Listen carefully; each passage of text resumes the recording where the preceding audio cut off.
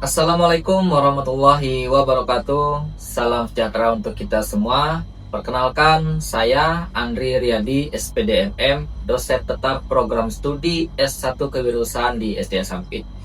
Video ini merupakan bagian dari proses sertifikasi dosen atau Serdos tahun 2025 berupa pernyataan diri dosen atau PDD UKT-PT yang menjabarkan pelaksanaan Tridharma perguruan tinggi khususnya dalam bidang pengajaran. Saya mengampu mata kuliah pemasaran 2, 3 SKS, lanjutan dari pemasaran 1. Mata kuliah ini membahas lebih dalam tentang strategi pemasaran, komunikasi pemasaran, digital marketing, pemasaran global, hingga penyusunan marketing plan. Pendekatannya bersifat aplikatif melalui studi kasus, simulasi, dan proyek kelompok. Beberapa referensi utama yang saya gunakan antara lain buku-buku pemasaran, yaitu Kotler and Keller, Marketing Management, Strategi Pemasaran, dan juga Manajemen Pemasaran. Rencana pembelajaran semester atau RPS telah saya susun mengacu pada kalender akademik. Mencakup 14 pertemuan, tatap muka ditambah 1 kali UTS dan 1 kali UAS. Di pertemuan pertama, RPS ini saya paparkan agar mahasiswa memahami alur materi, metode, dan sistem evaluasi yang digunakan. Pada pertemuan keempat, saya menyampaikan materi perencanaan strategi pemasaran dengan capaian pembelajaran sebagai berikut. Pertama, mahasiswa mampu memahami konsep strategi pemasaran. Kedua, mahasiswa mampu menjelaskan langkah-langkah perencanaan strategi. Ketiga, mahasiswa mengenal pendekatan digital dalam pemasaran. Keempat, mahasiswa mampu mengevaluasi dan mengendalikan strategi pemasaran. Saya menerapkan metode ceramah interaktif dalam diskusi kelas guna menciptakan suasana belajar yang aktif dan dialogis. Perkuliahan saya awali dengan berdoa, penyampaian tujuan pembelajaran pada hari itu, serta nasihat pembuka untuk membangun suasana yang positif. Selain menyampaikan materi, saya melibatkan mahasiswa dalam menganalisis studi kasus nyata, berdiskusi dalam kelompok, serta mempresentasikan hasilnya. Metode yang saya gunakan mencakup PowerPoint dan papan tulis, serta saya berikan umpan balik secara langsung saat proses belajar berlangsung. Di luar kelas, komunikasi saya lanjutkan melalui grup WhatsApp sebagai sarana berbagi informasi, pengumpulan tugas, dan diskusi lanjutan. Saya percaya bahwa interaksi positif antara dosen dan mahasiswa adalah fondasi utama keberhasilan belajar. Penilaian dilakukan berdasarkan 3 aspek utama. Nama sikap, itu tanggung jawab partisipasi dalam diskusi dan etika di kelas. Kedua, pengetahuan, penguasaan materi yang diuji melalui presentasi, UTS, dan UAS. Sedangkan untuk keterampilan, kemampuan menyusun rencana pemasaran berbasis data dan tren, serta ikutsertaan dalam proyek mini atau PKM. Adapun dalam komposisi dan bobot penilaian, presensi 10%, tugas terstruktur 20%, tugas mandiri 10%, UTS 30%, UAS 30% dengan total 100%. Penilaian saya lakukan berdasarkan rubrik yang terukur dan disesuaikan dengan indikator capaian di RPS.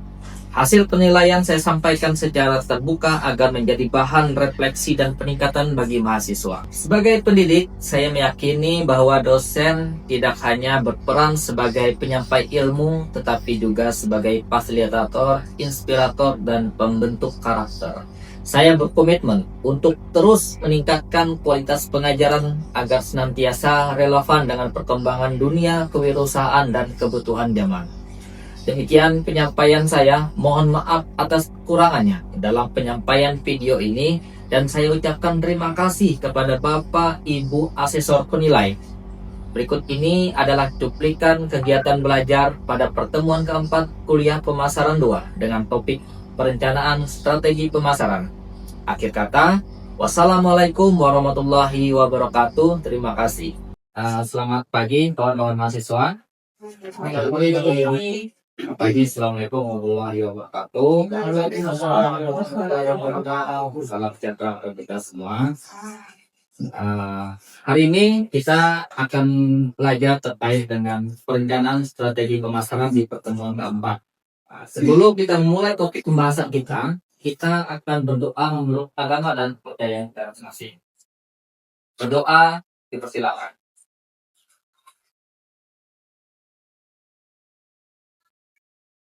Selesai. Baik. Sebelum masuk materi, saya akan membacakan terkait dengan tujuan pembelajaran kita, apa yang akan kita capai di materi ini. Pertama, mahasiswa memahami konsep strategi pemasaran, mahasiswa mampu menjelaskan langkah-langkah strategi pemasaran, mahasiswa mengenal strategi pemasaran, dan yang terakhir keempat, mahasiswa dapat mengevaluasi dan menganalisis pemasaran. Oke. Dalam hal ini, tentu saja kita akan menjelaskan bagaimana pengertian dari strategi pemasaran itu sendiri. Nah, dalam segi teori, strategi pemasaran adalah rencana jangka panjang yang disusun perusahaan untuk mencapai tujuan pemasaran tertentu. Fokus pada penetapan target pasar dan penciptaan keunggulan bersaing yang melibatkan analisis lingkungan pasar, perilaku konsumen, dan posisi produk. Artinya, di dalam strategi pemasaran ini kita harus berupaya bagaimana untuk merencanakan jangka panjang dalam hal proses pemasaran itu sendiri. Tentu saja kita harus memiliki strategi-strategi yang matang. Selanjutnya dalam tujuan dari strategi pemasaran ini tentu saja pertama meningkatkan pangsa pasar, meningkatkan penjualan dan profitnya, membangun citra merek yang kuat, menciptakan loyalitas pelanggan. Dalam keempat tujuan strategi pemasaran ini tentu saja kita harus memiliki ini. Dalam meningkatkan pangsa pasar, bagaimana cara kita untuk meningkatkan pangsa pasar, tujuan kita yang bagaimana, strategi kita yang seperti apa, dan juga meningkatkan penjualan. Karena dalam hal pemasaran tentu saja tidak hanya bicara tentang menguasai pasar, tapi bagaimana cara kita untuk meningkatkan penjualan dan profit itu sendiri.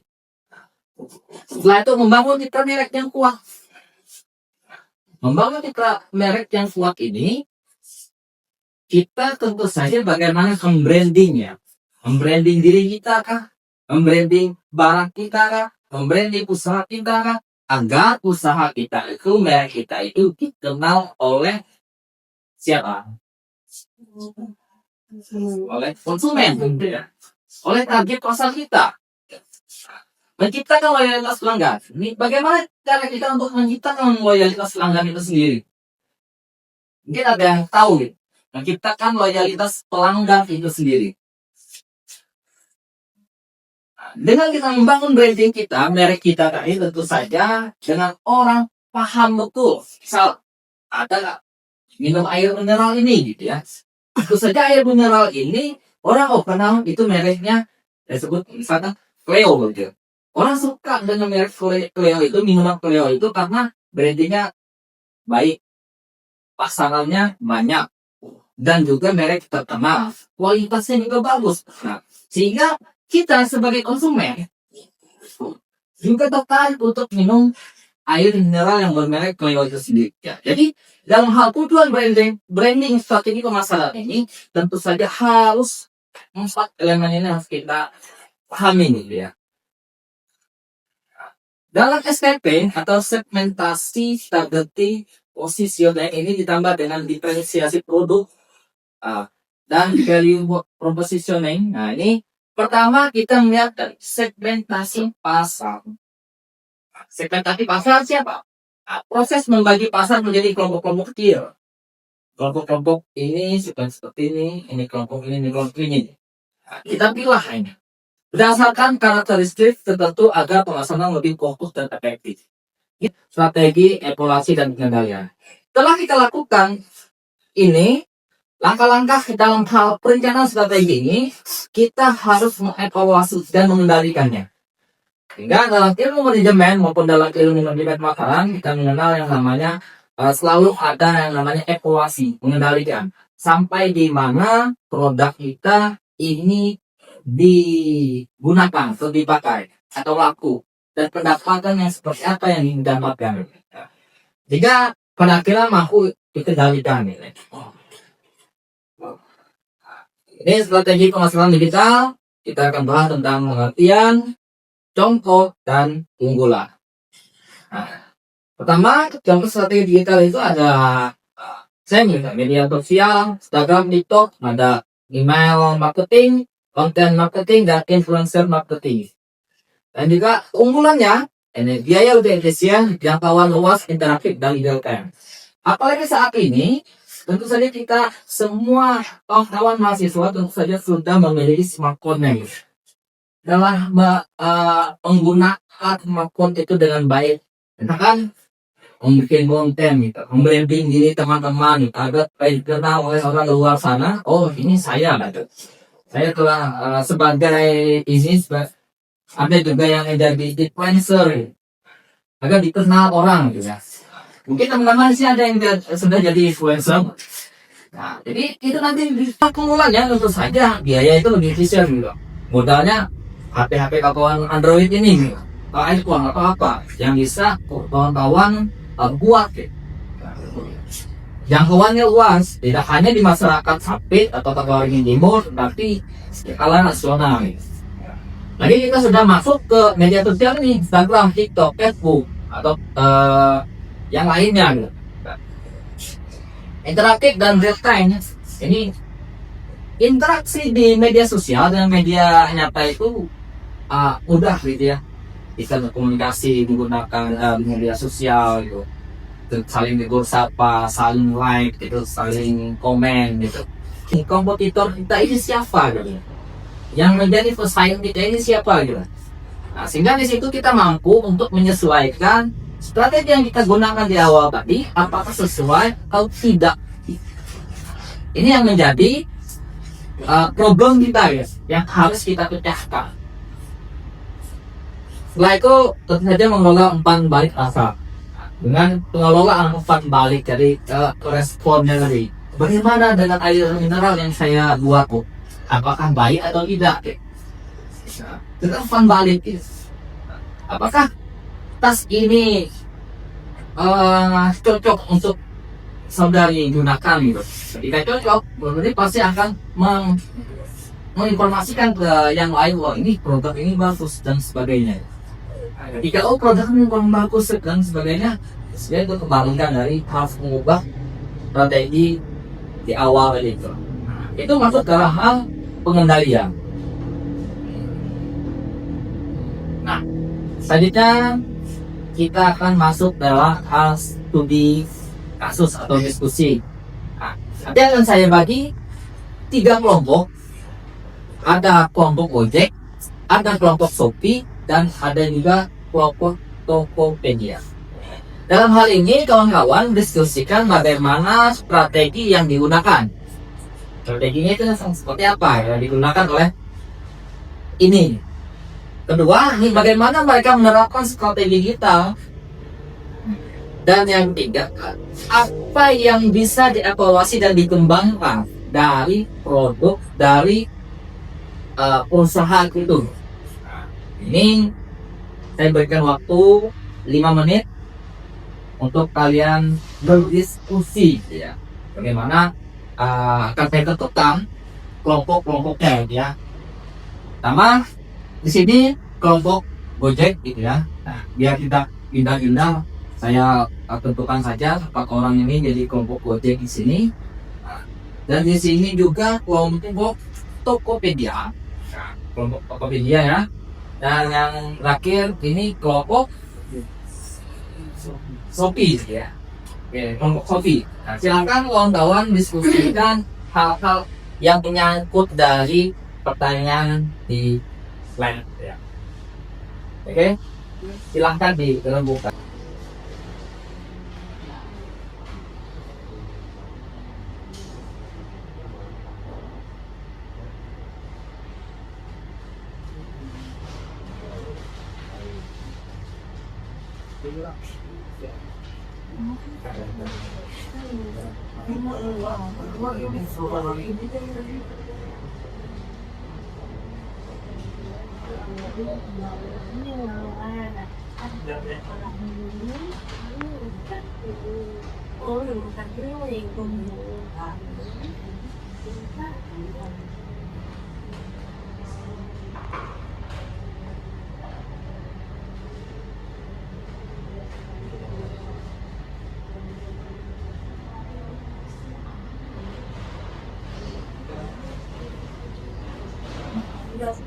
Oke, gimana? Sudah cukup untuk diskusinya? Baik, belakang kembali ke tempat yang tadi. Untuk yang maju pertama, silahkan kelompok Tokopedia.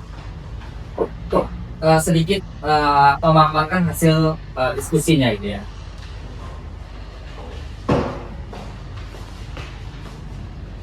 Assalamualaikum warahmatullahi wabarakatuh. Kami dari kelompok Tokopedia ingin memaparkan beberapa hasil diskusi kami tentang Tokopedia.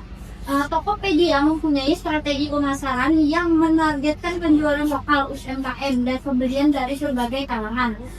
Dan ada juga brand positioning, memanfaatkan diri sebagai platform e-commerce lokal terpercaya dengan nilai eksklusif dan kesungguhan bersama. Strategi promosi Tokopedia yaitu menggelar kampanye besar seperti WIB Waktu Indonesia Belanja, Tokopedia Play, dan promosi Harbolnas, diskon cashback, flash sale, dan gratis ongkir secara berkala. Mengaplikasikan ke aplikasi Tokopedia-nya, mereka juga aktif di TikTok, YouTube, dan Twitter untuk mempromosikan produk mereka. Terima kasih, aplaus untuk kelompok. Oke, baik. Untuk selanjutnya, saya minta untuk kelompok dari Warahmatullahi wabarakatuh. Kami dari kelompok Shopee ingin memasarkan hasil diskusi yang telah kami lakukan. Contoh pemasaran yang digunakan yang pertama yaitu segmentasi dan pasar. Menyasar segmentasi memudahkan penggunanya untuk melalui mobile peers. Yang kedua, brand positioning, mempromosikan diri ikrom murah dan terpercaya. Yang ketiga, strategi promosi yang agresif.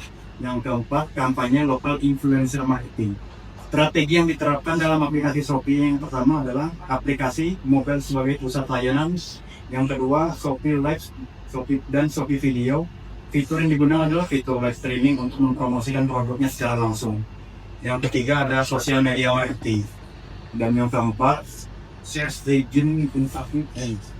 Yang kelima, union dan loyalty program. Diskusi yang dapat saya sampaikan. Terima kasih. baik, terima kasih. Aplaus untuk kelompok. Oke, baik, kita lanjut yang kelompok terakhir itu. Kelompok berapa? Gojek gitu ya. Silakan untuk kelompok Gojek untuk mempresentasikan hasil diskusinya seperti apa. Ya, Assalamualaikum warahmatullahi wabarakatuh. Selamat pagi, kami dari kelompok Gojek akan memaparkan hasil diskusi kami. Yang pertama itu strategi pemasaran yang digunakan ada empat. Yang pertama segmen dan penerapan pemasaran. Yang kedua diferensi pelayanan. Yang ketiga branding dan positioning. Yang keempat adalah promosi. Kedua, strategi digital yang diterapkan. Yang pertama, aplikasi mobile. Yang kedua, big data dan AI. Yang ketiga, media sosial dan konten digital.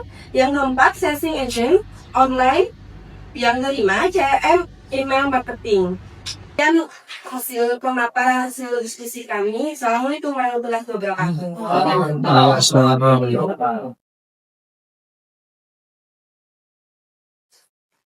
Oke. Baik, itu tadi yang memaparkan dari kelompok Gojek juga sudah memaparkan isinya, kelompok Tokopedia juga sudah, dan kelompok Shopee setelah memaparkan hasil diskusinya itu menjawab pertanyaan bagaimana mereka melakukan strategi digital, apa yang bisa dievaluasi dan dikembangkan. Tentu saja kita akan memasuki sharing misalnya dan proses kelanjutan dari diskusi kita ini. Mungkin ada yang ingin ditanyakan? Oke, silakan. Saya dari kelompok Gojek Tokopedia kan yang viral seperti Shopee dan TikTok Shop. Pertanyaan saya, apakah strategi pemasaran mereka yang berbeda dan apakah itu efektif? Oke, jadi ada jarang jarang viral ya dari aplikasi yang lainnya. Ya. Karena dalam hal Tokopedia ini menekankan pendekatan edukatif dan pemberdayaan UMKM. Ya, siapa saja yang berjualan dan sebagainya itu sebagai UMKM bisa menjual di Tokopedia. Sehingga dia dalam hal ini bukan sekedar hiburan dalam strateginya, dia membangun kepercayaan dan ekosistem digital yang dibangun oleh Tokopedia itu agar kepercayaan konsumen pelanggan itu tetap ada, ya. Jarang sekali orang tertipu saat ini, ya. Tapi semuanya juga yang kalian tertipu untuk beli yang menemukan, ya. Itu maksudnya yang tidak sesuai. Ditambah lagi dalam hal ini Tokopedia juga ada seller centernya, Tokopedia planning dan integrasi dengan GoTo juga. Nah, ditambah efektif dalam menjaring seller lokal. Nah tadi UMKM tadi seller lokal yang ditariknya ya. Sebagai orang yang ingin membuat apa saja dia untuk ditaruh di aplikasi Tokopedia atau jualan di Tokopedia itu sendiri. Sehingga itu dapat membangun keberlanjutan ekonomi, baik ekonomi lokal maupun skala nasional itu bisa di Indonesia ini. Oke, itu saja ya dari saya. Nah, baik, di sini tadi kan sudah tanya juga. Mungkin saya akan bertanya juga dengan kawan-kawan mahasiswa. Menurut kalian dari ketiga perusahaan Shopee, Gojek, dan Tokopedia itu mana strategi pemasaran yang paling efektif untuk mempertahankan loyalitas pemasaran? Ada yang ingin menjawab? Saya Pak. Ya, silakan tentukan namanya siapa?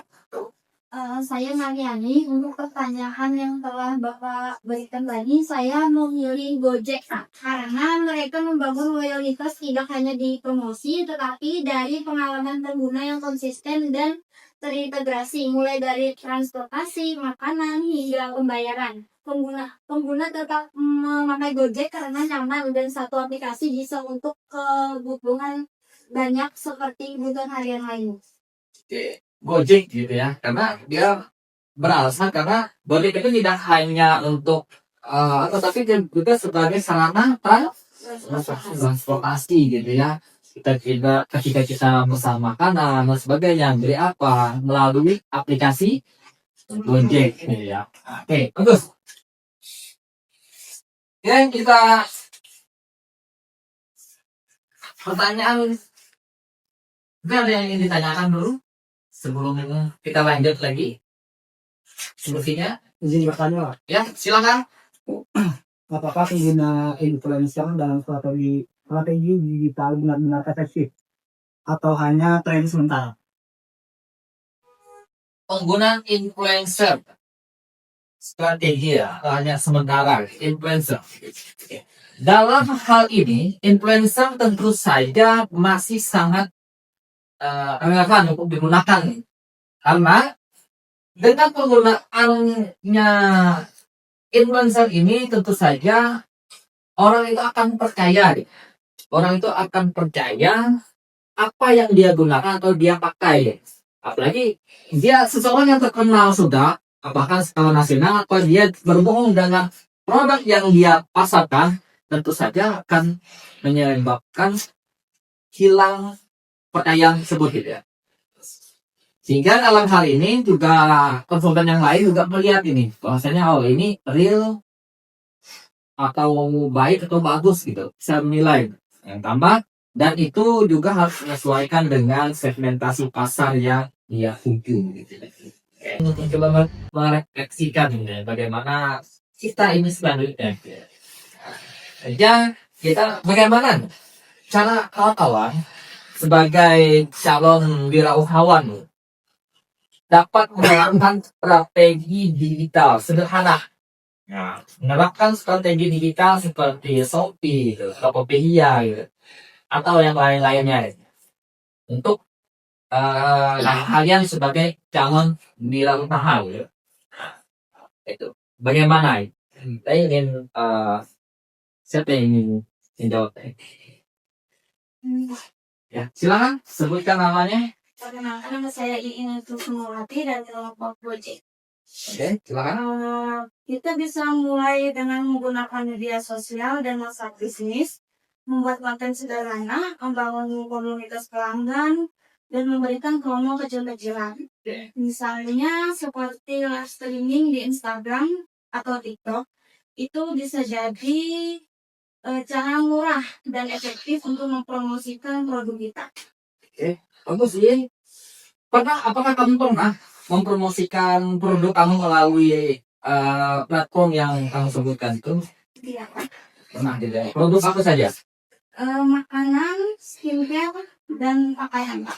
Oke, artinya Iin sebenarnya tadi sudah memberikan tuh, maksudnya platform yang memang saya kita gunakan saat ini digital marketingnya gitu, menggunakan Shopee gitu ya, menggunakan Tokopedia atau bahkan ada Instagram, WhatsApp gitu ya, TikTok gitu sebagai konten kreatornya dan bisa juga memasarkan. Nah itu juga menjadi kedepannya ketika kita atau saat ini atau menjalankan sebuah usaha ya.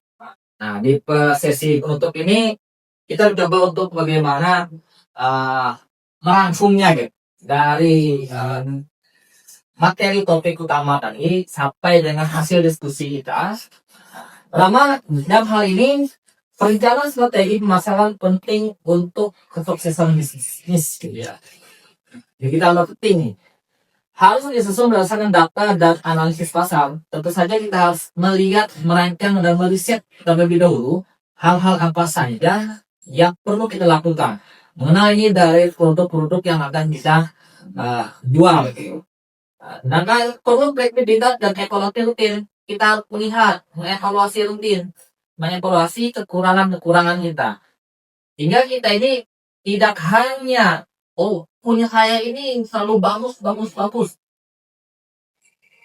Nggak boleh tidak bagus sih. Ada yang terkomentar gitu, ternyata itu tidak bagus. Nah, tapi itu menjadi evaluasi kita, gitu. Peringatan kita gitu.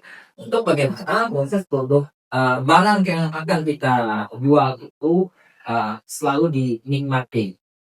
Baik, untuk bekal kalian di rumah, kawan, agar ini tetap berkelanjutan proses kita dalam mata kuliah pemasaran 2 ini, saya memberikan sajian pertama nanti kawan-kawan tolong buatkan di dalam kertas portofolio untuk bagaimana menjelaskan perbedaan strategi digital dengan tradisional seperti yang di layar saya tampilkan.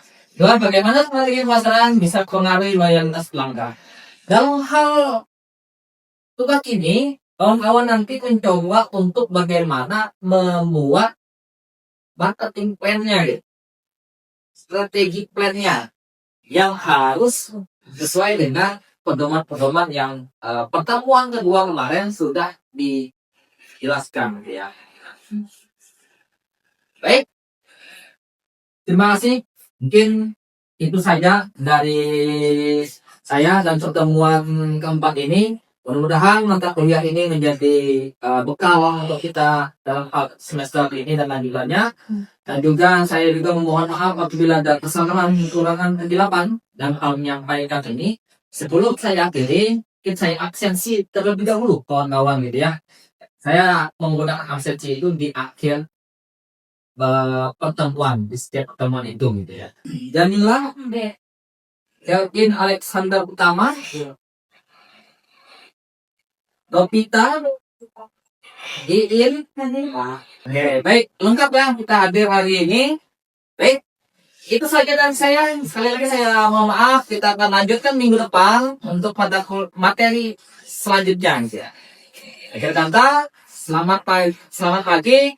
Wabillahi taufiq wal hidayah. Wassalamualaikum warahmatullahi wabarakatuh. Waalaikumsalam warahmatullahi wabarakatuh.